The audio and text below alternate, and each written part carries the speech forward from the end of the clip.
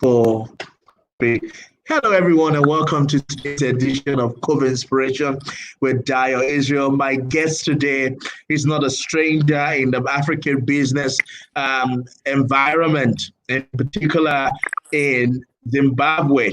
He is a very influential businessman, industrialist. He's a member of the Presidential Advisory Council of President Nangwa, and also the new chairman of the Zimbabwean Free Trade Zone Company. Please welcome with me, Mr. Busisa Moyo. Mr. Moyo, how's it going over there? It's going very well, Dayo, and good evening, listeners. How is Zimbabwe, at this period? Is it jolly fine? People still inside? Is there an ease on the lockdown? Are you going out? Well, Zimbabwe went into lockdown around about the 30th of March, as you know. So this is like day 43 of Wow. a series of lockdowns. They then eased up after the first 3 weeks into a sort of a lighter. We are now at a level 2, which is lighter than where we were before. Yeah. So it's lighter. People can move around. Factories are open now to a certain extent, but churches, restaurants, gyms, and other public places like restaurants are only open for takeaways. No full catering or full no frill service for restaurants. Hotels are still pretty much closed. And Zimbabwe has a large part that is tourism dependent, and yes. So for you as an industrialist, what was the impact of the lockdown on your business? Well, the lockdown had multifaceted impact.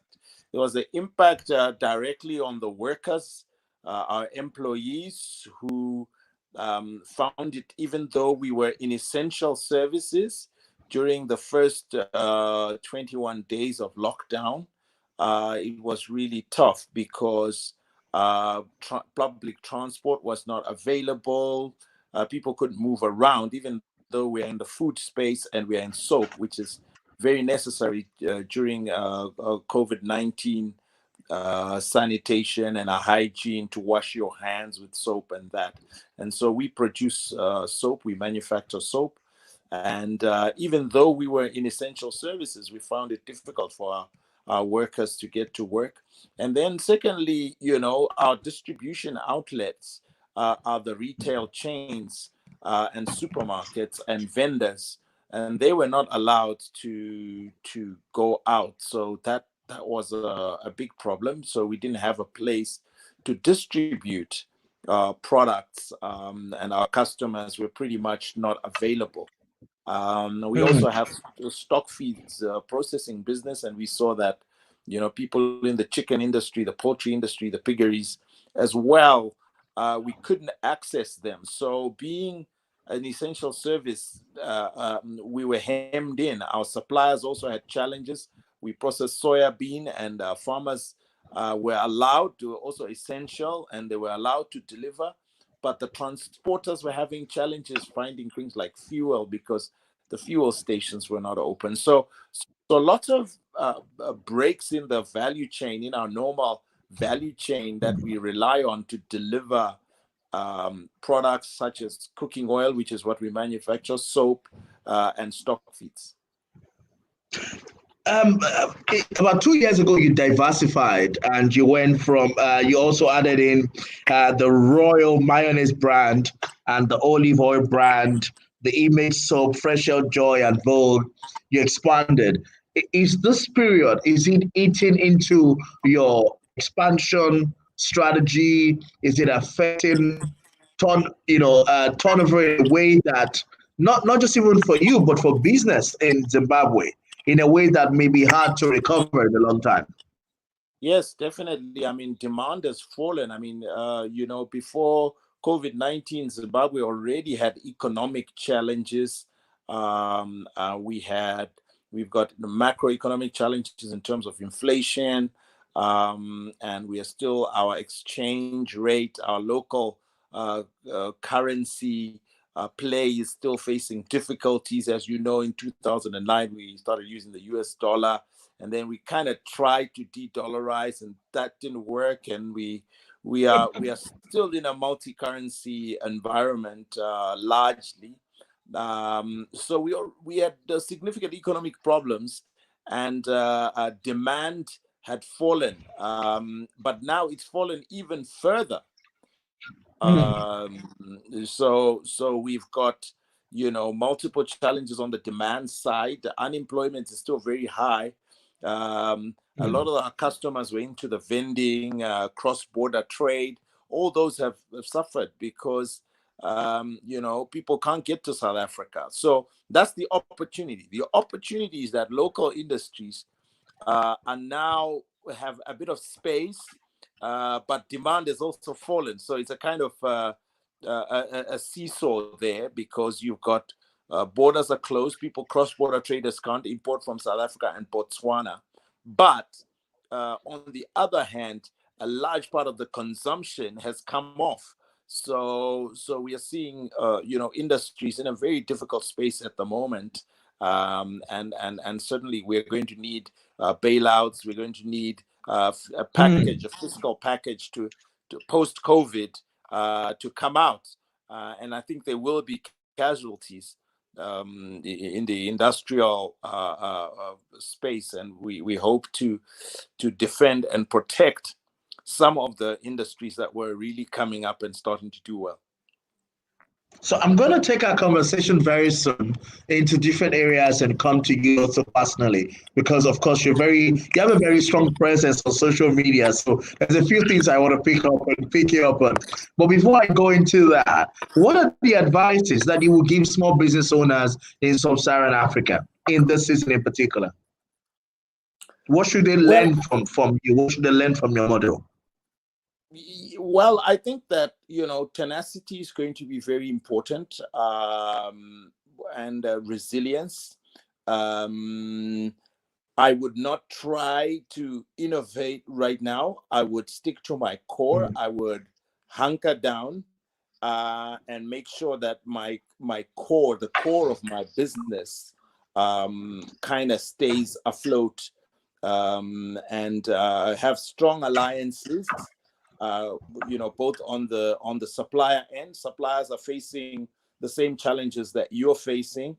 Your customers are facing the same challenges that you're facing, and it's to come in between and to create some strong relationships. I think that businesses after this will have a good memory of who was their friend during COVID, and those relationships. So it's an opportunity also to look for gaps that one can take up for later, and there will be opportunities, because multinationals, especially, they tend to shrink back or to pull back in, reel back into their core areas, and Africa is always kind of on the edges, on the periphery. That creates an opportunity for small businesses to fill up spaces that are left open by the larger companies. We have Unilever here, and I'm not criticizing, we all admire them. That's who we want to be when we grow up. But we see that they kind of pull back when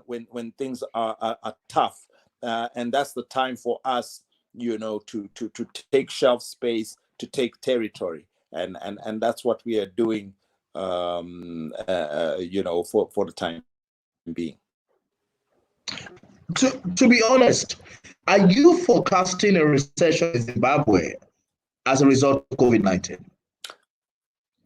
Well, Zimbabwe was already in recession. We were in stagflation, to be accurate. We had a period of, falling demand, falling employment, and rising prices.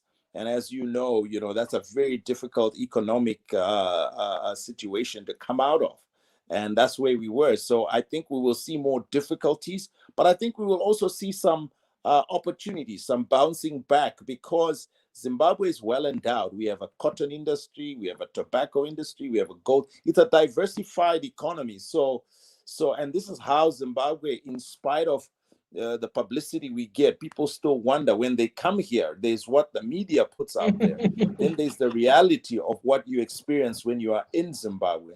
And I happen to have traveled a little bit around Africa. When you come to Zimbabwe, the comment is always, well, you know, this place is not what I read in the media. Yes, that's very true. It's because it's such a diversified economy. We have tourism with the Victoria Falls, and the stickiness on that is very high. We have the big five. We still have the big five in wildlife in about 3-4 national parks. We have hunting, a very vibrant hunting industry. Then we have mining. Yeah, but all of that is facing a challenge at the moment. It's facing a challenge. Tourism is down, Dayo. It's in dire straits because occupancy has fallen to below 5%. And this is a challenge. Victoria Falls, there's no visitors there. There's no planes flying into the country except for Ethiopian that comes into Harare. So there's lots of challenges there, but the assets are still there. So I think that once we start seeing countries around the world easing, coming back into flights and into that space, we will see a bouncing back. There are some staples like the food sector, the food industry where I am.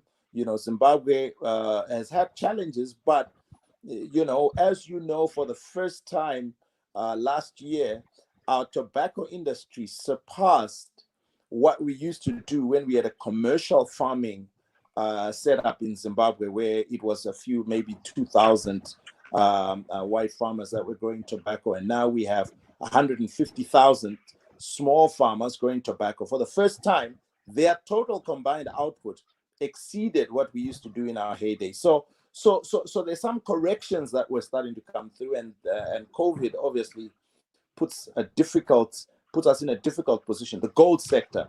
I mean, Zimbabwe is a top 12 gold producer in the world, and we used to be number 6. We've gone right down, but the gold is still there.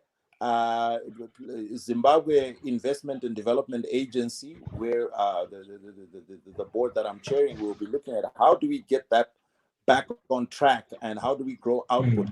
We have large formal miners, but we also have small scale miners. How do we get those small scale miners mainstream? And I think that's the conversation, not just in Zimbabwe, but across Africa. So it's a diversified economy, Dayo. I see it coming back. We also have a huge human capital asset here in terms of Zimbabweans and their enterprising. Not where Nigeria is, but Zimbabwe has its own space in the South in terms of entrepreneurship, and certainly I think we'll see that coming back in. You talked a lot about continental relationship. I was talking to Professor Lumumba 2 days ago as well, and he spoke about the fact that we must begin to look at the COVID-19 on a continental basis rather than a national basis, beyond individual country, but also in the scope of an entire region. What do you think African leaders can do continentally to revive the economy of the subcontinent in this period or post-COVID-19? Well, I think it's to start to look. I think the area we have to start looking at. I think I can't see your picture. Oh yeah, I'm not sure what happened there. I'm trying to find you. Yeah, is that okay? Am I back on now?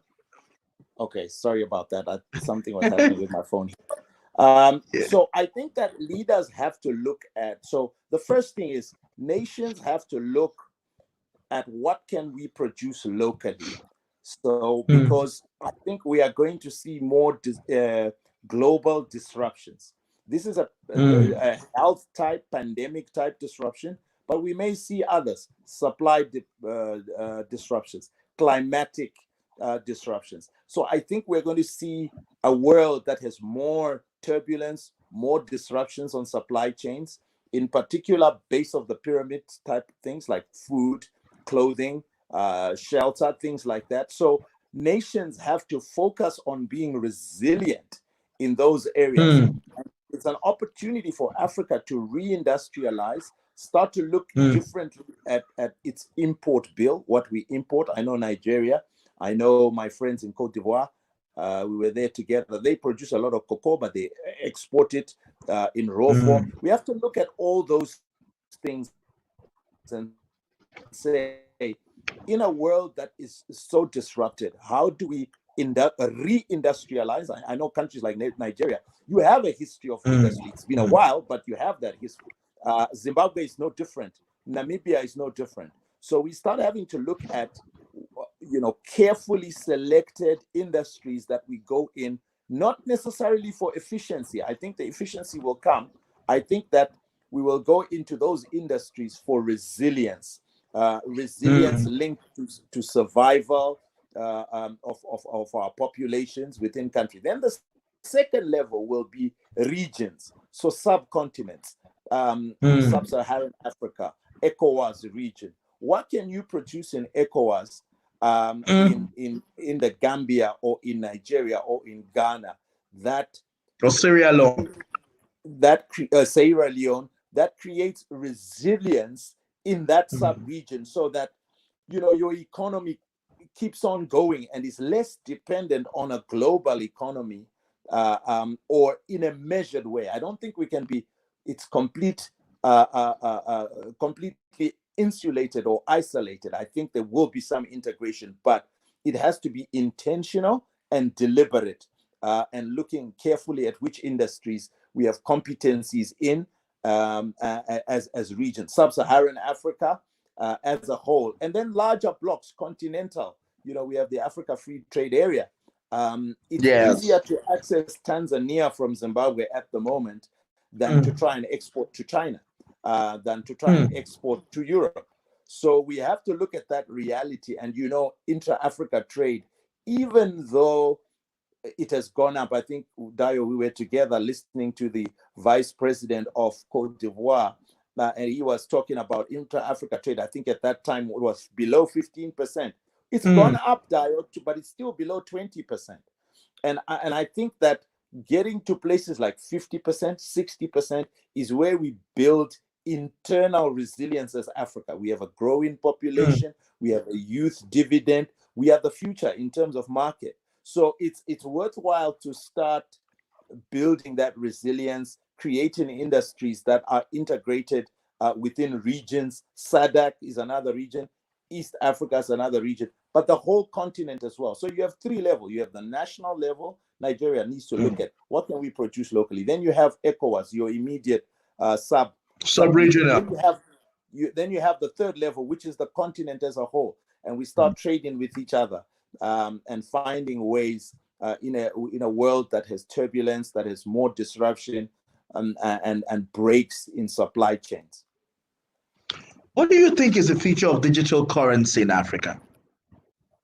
Well, I think that digital currency is an exciting subject. What do we know? We know that, from the time that humanity was using shells as currency has always changed format. I think that governments have had lots of challenges in managing currency. And so it makes sense that corporates like our good friends at Facebook, who are talking Calibra, they have now created such networking effects, such largesse, that they are probably more trusted than governments in terms of backing a currency. And our currency, remember, we are all on a fiat currency system. And fiat is basically faith. And people's faith in democracy, people's faith in government is at an all-time low because of democracy, the form. I'm not criticizing democracy, but the form of democracy that we've experienced has not delivered the kind of things that we believed in the 50s it would deliver when all these African countries were looking for democracy, South America, and so on. So the people that we have faith in now is Facebook. I go into my Facebook account. I can see all my friends all the time. It's always up as long as I have internet. It it's more credible. For the last 15 years or so, it's been the most credible system that I'm a part of. So my faith in Facebook is much higher sometimes than maybe in government. And so we're starting to see that switch. And that's why currencies that are digital currencies, cryptocurrencies issued by big institutions. But I think, Dayo, there's an opportunity for Africa, because Africa produces gold, and we know that gold is a fantastic way in which we can back a currency. In 1971, we all left the gold standard, but perhaps there is a way in which we can cleverly using our the blockchain technology and our resource of gold. Perhaps we can combine those two, and I'm sure there are clever minds on the continent that can combine those two to create some digital gold-backed, resource-based something that we can use in Africa that is for us, and something that we understand, but with up-to-date technology like blockchain that is accessible and continentally available. Now that we have a free trade area, you know that we're a customs union now. The next stage is to be an economic union. And I think that Yes. economic union must be futuristic in outlook and start to introduce ICT, blockchain, cryptocurrencies of different kinds that we can start to work with, and we leapfrog some of the things. I see China is already on that front. So why not Africa? Camille and I was speaking the other day on the MAPAT forum, and we're talking about the men who built America, the Vanderbilts, the Rockefeller, the Carnegies, the Morgans, and the Ford. It's amazing how we really can't say much about the men who built Africa today, because everyone is really about self-industrialization, and we run a rent-seeking economy in most of our nations on the continent. Um, do you think that the SMEs of Africa can step into that place, and businesses like yours, where the big mega businesses, on the continent are failing? Do you think that, of course, your business is also a mega business, but do you think SMEs can? But that's the truth. It's one of the biggest, if not the biggest, in your value chain in Zimbabwe. So do you think that SMEs are the hope of the continent? We don't have those men that build Africa economically right now. Yeah, well, Africa's history has been somewhat distorted. I mean, you know that this man from the Gambia, I forget his name, but he was quite a force in his day, and he built wealth that I understand could disrupted the gold industry globally when he went to Egypt. From the Gambia, Timbuktu, the whole story of Timbuktu. Look, our history is hidden, Dayo. Part of the tragedy that we have is we don't have these examples of great men that built Africa. But I do think that we stand on the threshold of changing that narrative. And first of all, it starts with. Were you talking about Mansa Musa? Yes. I'm talking about Mansa. So Dayo, you and I are having conversation. My father and your father, my father and your uncle couldn't have conversations like this one. Share notes. I think that one of the good thing that's happening now is network effects from an ideas level and then to execution, to templates, to models. I don't think that it's just small businesses. I think that the Dangotes of this world will do just as much as a smaller company like mine supporting farmers in Zimbabwe to grow cotton. I think we can make a great impact in that sector. So I think that it's not either or. It's not going to be, and I'm always careful when leaders get up and say, well, the SME sector is our future. Well, no, because entrepreneurship occurs at all levels. And I think we should be open. We should have a vibrant SME sector. We should have alliances with large corporates to our advantage, but with a local entrepreneurship component. We should have vibrant stock exchanges where entrepreneurs like myself can come to Nigeria, replicate, raise money. And we have to, one of the things we have to do is to embrace a culture of entrepreneurship. And entrepreneurs in Africa have to be treated differently by governments so that we can, they're given space, they are supported, they are not the enemy, they are not competitors for popularity.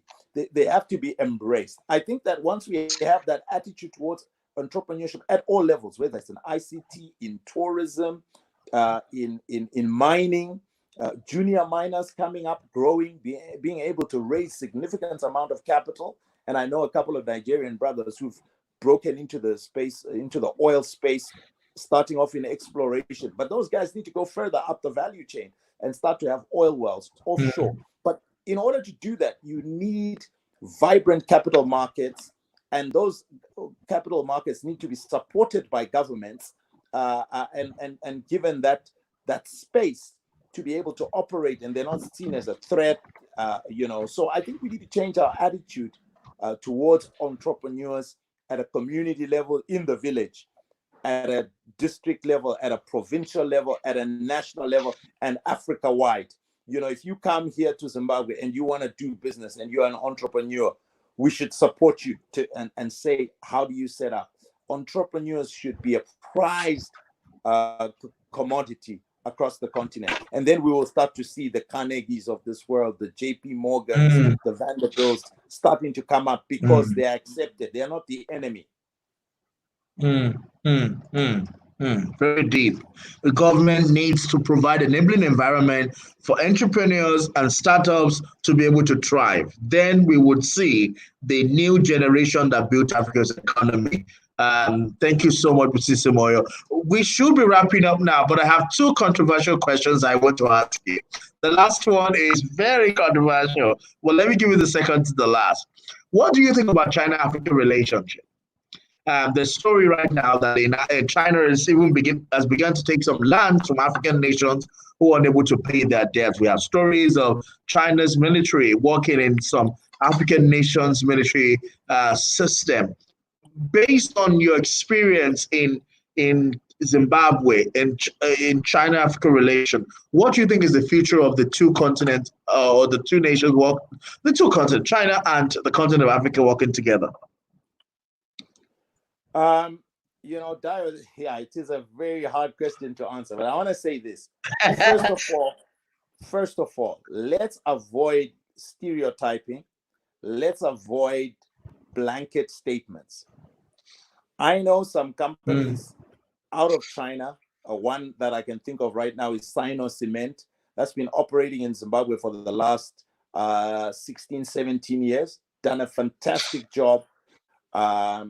Doing well, solid corporate governance is there, environmental standards, health standards, factory standards. It's all there. There could have been a factory out of Germany for all intents and purposes. Yeah. So I think we need to avoid stereotyping like Europe is bad or America is a tyrant. Not all Americans are tyrants. Not all Chinese are bad for Africa. The thing that we have to do is to approach it on a case-by-case basis and say, what deal am I looking at? And African governments, institutions like the one that I'm chairing, Zimbabwe Investment and Development Agency, we have to look critically at each transaction and how it serves the Zimbabwean people and the Zimbabwean economy, and structure it in such a way that it achieves that. And there are many transactions that have achieved that. We can pull, I've given you one example. There are a few others I could give you. Outside of Zimbabwe, in Zambia, very successful investments that have made an impact on the economy, that have been positive, with Chinese businessmen at the helm. There are, however, some very bad transactions. And I think we need to take responsibility. There's no one who can come and structure a transaction by himself. Let's take responsibility that we have structured our deals badly in some instances, and let's structure them properly with a horizon in mind, and to make a difference for our people and for our continent. And the rest is history. I'll take deal by deal, case by case, and exercise the correct judgment, get the right minds around the table, remove the corrupt, because corruption is killing Africa. Somebody's not looking at the deal; they're looking at their own.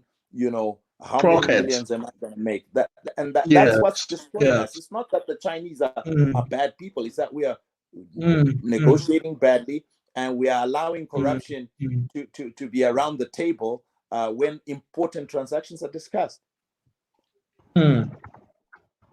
Africa is negotiating badly. That's a good point to take home. So it's not about generalizing China's action, but it's also about saying we as Africa needs to take responsibility for our action.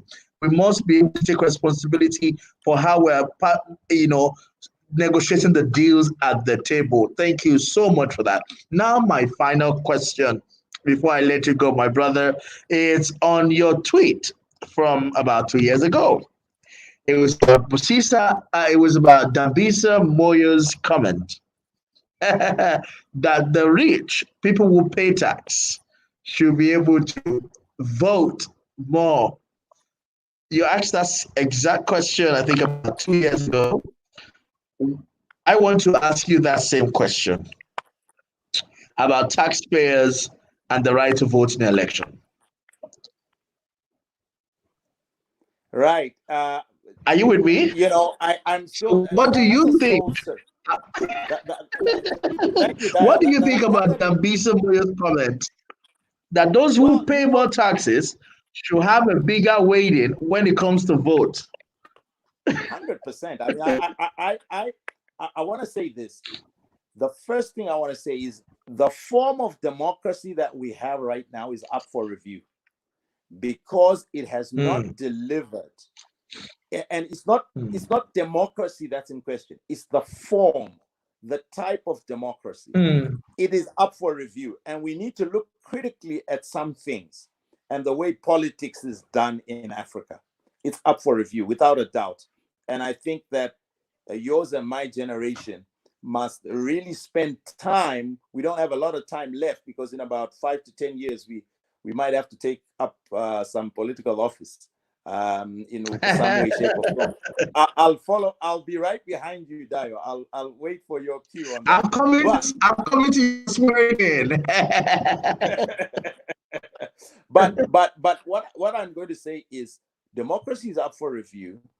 A person who's educated, a person who's a taxpayer, who's certain vested interest, I think there should be some kind of weighting.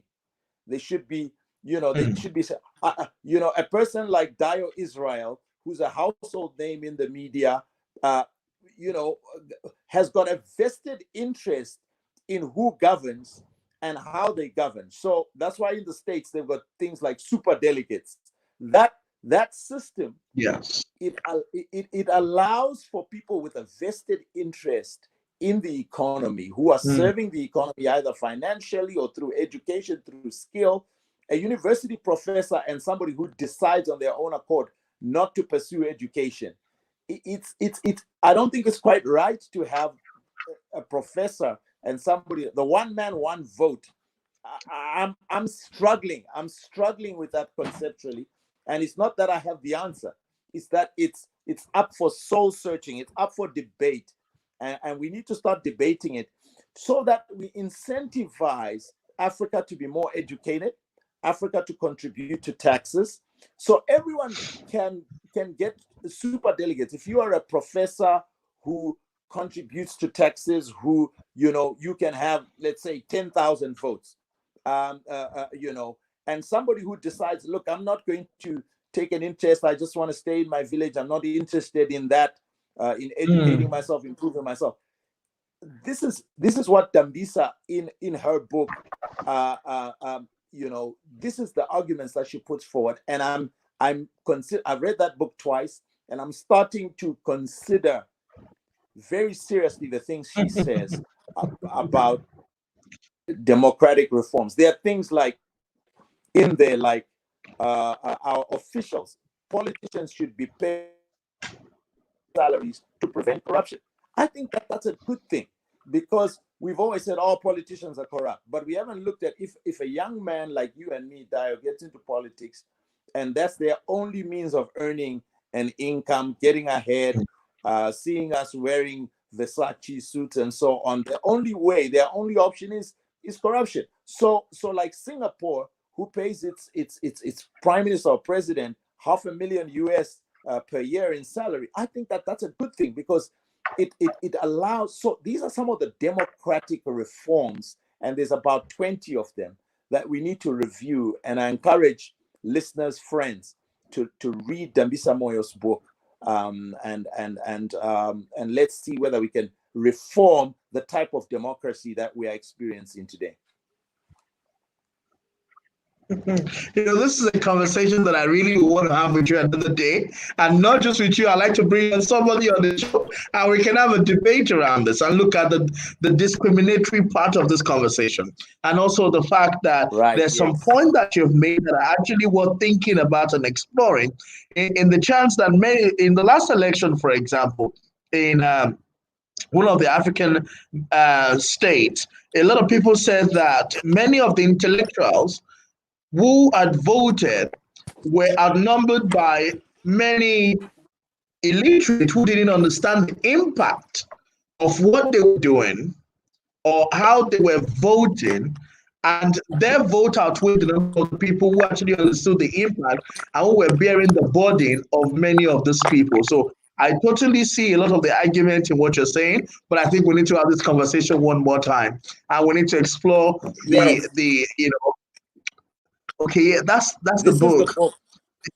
The Edge of Chaos, by Dambisa Moyo. I highly recommend this book. I've read it twice, and I think it is somewhere in it is the future that we are looking for in Africa, and it's written by an African. It's written by an African who has experienced both Africa and the West. And I take her recommendations very seriously. And she's a good mind, besides being a Moyo. I'm going to go and get a copy of that book myself. Ladies and gentlemen, please help me say a big thank you to Mr. Busisa Moyo, the Chief Executive of Universal URL Refinery Limited, and also the member of the Presidential Advisory Council of Zimbabwe and the new chairperson of the Zimbabwean Free Trade Zone Company, among many other great things my brother Busisa is doing. We're very proud of you as one of the most influential people of African descent. We celebrate you today and always, and we wish you the best of luck in what you're doing at URL and what you're doing for the government and the good people of Zimbabwe. Thank you everyone for watching. I'll be here tomorrow with my friend all the way from Kenya, John Paul Murigi, who became an MP at the age of 23. He had no money, and just riding on bicycles across Kenya was able to defeat an incumbent deputy governor, and is now a member of parliament in Nairobi, Kenya. Thank you so much, Mr. Moyo. I look forward to us having this conversation again and talking about this democracy that you think Africa needs. Thank you, Dayo.